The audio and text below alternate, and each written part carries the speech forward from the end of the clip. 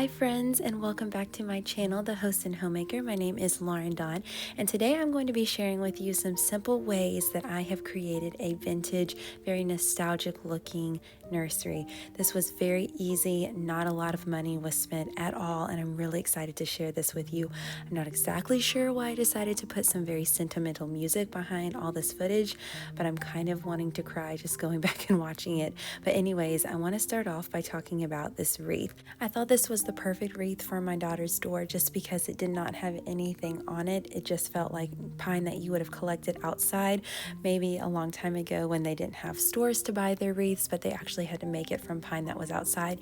So just a very simple wreath, and then I did decide to tie this little ribbon around it. I thought it was very simple but added up just a pop of color that I really love, that true red and green for Christmas. All right, so moving into her room, one thing that really helps her room look vintage already is I chose a metal brass vintage looking crib and changing table. And so this just helps already, but something that I really wanted to do was kind of pull out her stuffies and the ones that looked really nostalgic. And so I just decided to place her little berry inside of her crib, and this berry just stays in her crib. And it's a really sweet look and very simple. So if you have a bear that doesn't have, a lot of color to it, it's just kind of a plain looking stuffy, it doesn't have to be a bear. But if you do have a bear, I just felt like this was a very simple way to add a little character to her crib. I truly did not spend a lot of money on creating this look at all. I really tried to gather the things that I already had and place them in a way that did give a very vintage look. All right, so over here by the Christmas tree, I have this sweet little stool, and I really wanted to utilize her Christmas stuffed animals. These are some that have been given to her over the past year, and I really wanted to put them in one area to make it look really sweet and Christmassy.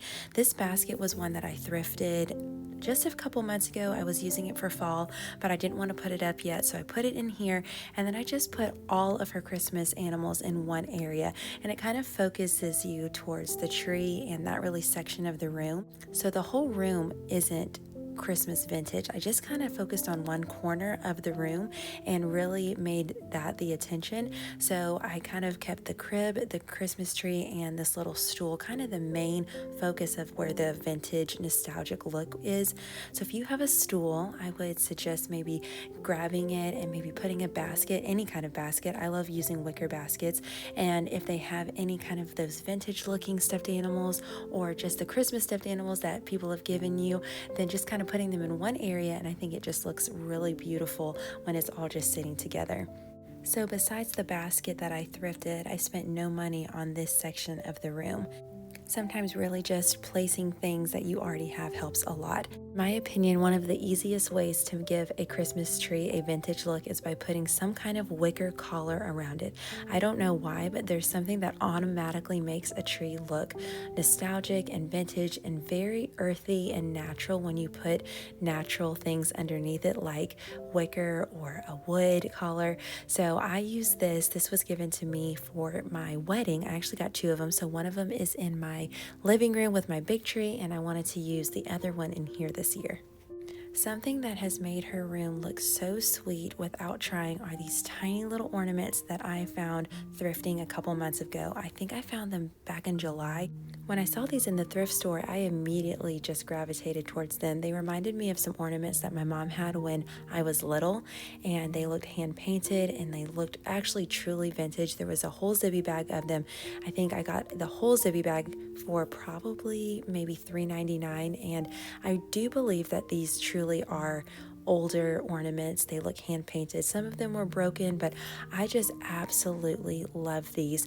One of the reasons why I love the vintage look so much is because it's just so simple, and I think that's one thing that helps her room and her tree look very vintage is because there isn't a lot going on the tree. These ornaments are very small. You can barely see them at a distance, but when you get up close, there's just something so special about these hand painted ornaments. Even though they're so tiny, it's just also perfect for her. She loves them. She loves looking at them. She loves playing with them and kind of like jostling them around, but because they're so small, you can barely see them on the tree, and I think it just adds something so special. It doesn't have to be loud or elaborate.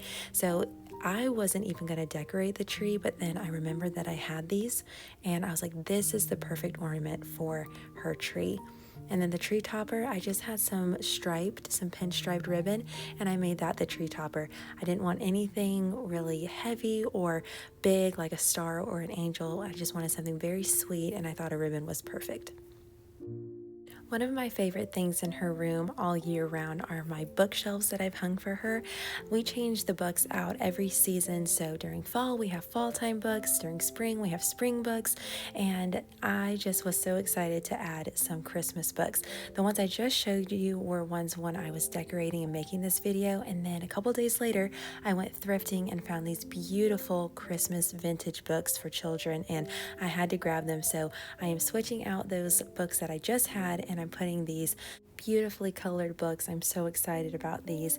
This book is very special. This is by Joni Tata, and she is a quadriplegic, and she was injured when she was 17 years old from a diving accident. She is a painter and a writer, but she has dedicated her life to proclaiming the goodness of the Lord despite her sufferings.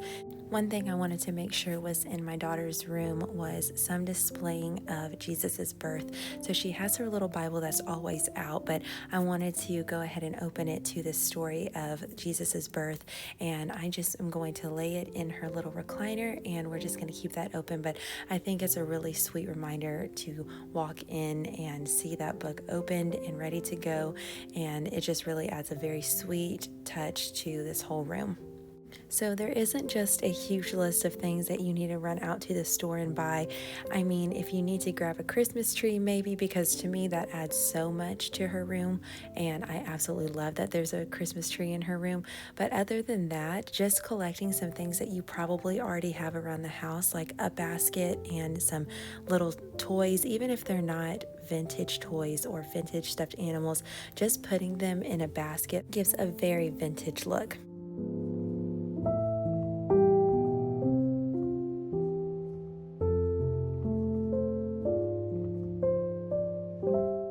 I really am not sure why I put such sentimental music to this footage. I mean, I'm really going to cry every time I watch this video now.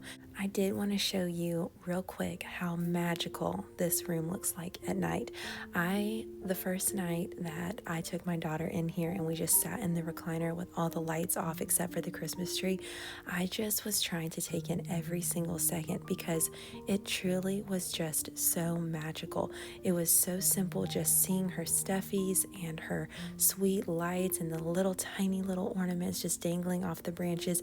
It was truly such a beautiful moment that I hope I remember forever and ever and ever. Even though my daughter is super little and can't really remember too much, I hope that her heart and mind remembers these things, even if she can't go back and articulate them when she's older. So I really hope that you enjoyed this video. Even if you don't have a nursery, maybe you can create your own magic in your own room, which I think is just as important. Even if you don't have a little one, you should try and make your room as magical as possible, because it is just such a joy to have twinkly white lights in your room. And sometimes we need a little bit of magic just as much as the kids. So I encourage you to create some Christmas magic in some kind of way. And I'm really excited to be sharing more Christmas content with you all. Thank you so much for watching this video. I truly, truly appreciate it. I'm so thankful for the time that you guys give me by watching my videos. I would love to know what part of Christmas makes you feel the most magical. For me, anytime I see white lights, I think white lights is the thing that without fail makes me feel so magical inside. So I would love to know, what is that thing for you? Is it like the smell of a baked good? Is it white lights? Is it Christmas music? I guess I could also say that mine is Christmas music too. So there's just a lot of things. There's a lot of Christmas magic in the air, and I would just love to know what is something that makes you truly happy around Christmas time. Again, thank you so much for watching, and I will see you in my next video. Bye-bye.